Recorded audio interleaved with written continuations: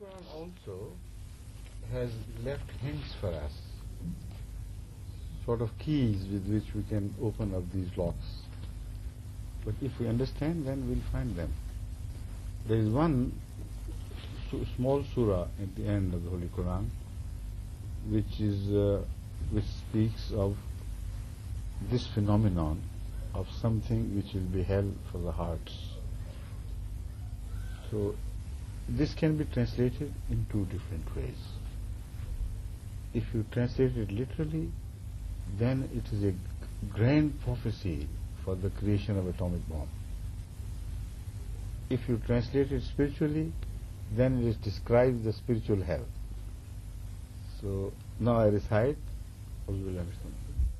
وَيْلٌ لِكُلِّ هُمَزَةٍ لُمَزَةٍ الَّذِي جَمَعَ مَالًا وَعَدَّدَهُ يَحْسَبُ أَنَّ مَالَهُ أَخْلَدَهُ كَلَّا لَيُنبَذَنَّ فِي الْحُطَمَةِ وَمَا أَدْرَاكَ مَا الْحُطَمَةُ نَارُ اللَّهِ الْمُوقَدَةُ الَّتِي تَطَّلِعُ عَلَى الْأَفْئِدَةِ. Imagine, nar first burns the body, the clothes, the outside, the frame of the person. How can a nar reach the heart without burning and scorching the body? تَطَّلِعُ عَلَى الْأَفْئِدَةِ. So that nar God is talking about is a different nar. It's not the sort of nar to which we are used. It leaps at the hearts and destroys them and tortures them. So there are other indications in the Holy Quran, like there are indications about Jannah, that will be spiritual. So also there are many verses of the Quran. If you read it with concentration, then you will know that they speak of a spiritual hell, not this bodily carnal hell. Now, I have mentioned that this verse, this surah, if translated in application to this world, is one of the greatest prophecies which is fulfilled in our times. If you are interested, I can tell you Yes, how. please, of course.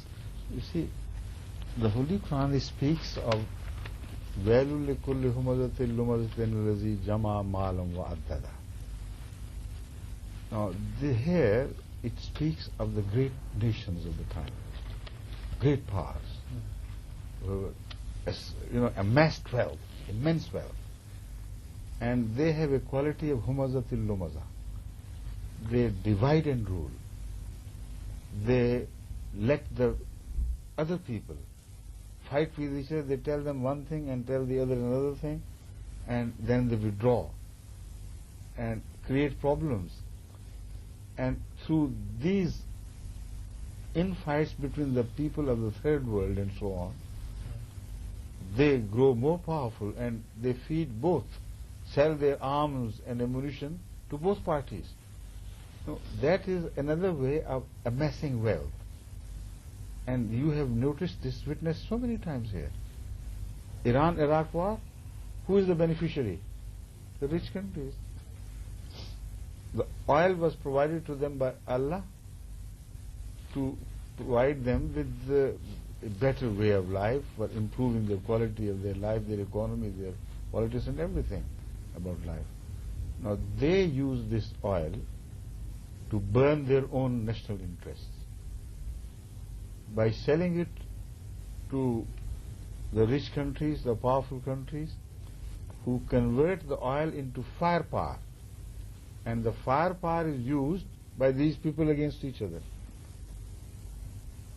In the final analysis, it is the oil which burns them instead of providing them with good things of life. Now, these are the people described as a people. It's not an individual case now. The Holy Quran says, وَيْلٌ لِكُلِّ هُمَزَةٍ لُمَزَةٍ الَّذِي جَمَعَ مَالًا وَعَدَّدَهُ كَلَّا لَيُنبَذَنَّ فِي الْحُطَمَةِ. We warn you, remember, they are going to be thrust into hutam. Now, what does hutam mean? Literally, it means the smallest particle. In the beam of light, sun rays, you see some things, tiny things floating. You can't see with your naked eyes. So, if you look at the Arabic dictionaries, you will be surprised to find that hutama means the smallest particle. That is atom. And the sound is so similar. H is dropped by some people, like French can't pronounce H, they would say atom. And Arab can say hey, they would say hotam. So not only the sound is similar, but the meaning is exactly the same. The smallest particle. So how can a man, not to speak of nations, be thrust into the smallest particle? It's impossible. It means something else. And when you read on, then you understand the meaning. Ma adraka mal hutama means you can't understand without our help what hutama means. Narullahi muqadatul lati. A fire is being prepared in that atom. Tattaliu ala lafida. I'll come to that again. Innaha alayhim mawsadatun fi amadim mumaddada. How can fire be locked in amadim mumaddada? Can you imagine any way of? So now you realize what it means.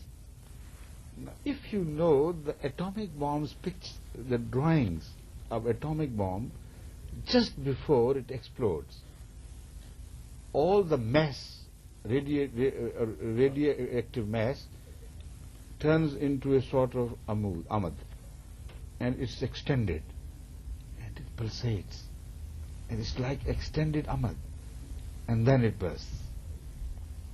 The fire it releases, it is not that fire which, the heat of that fire which kills people. It is the shock wave which reaches the hearts first, much before the heat reaches it. Heat travels at a slower pace, at a slower speed. And the shock wave is the frontal wave which runs ahead. So people are dead before the heat reaches them. So the same fire kills, but by leaping at the hearts, not burning the bodies. This is the beautiful book, the Holy Quran. Turn it this way and it speaks of the hereafter, and so perfectly well. Turn it the other way and here the prophecies are being fulfilled after 1400 years or so.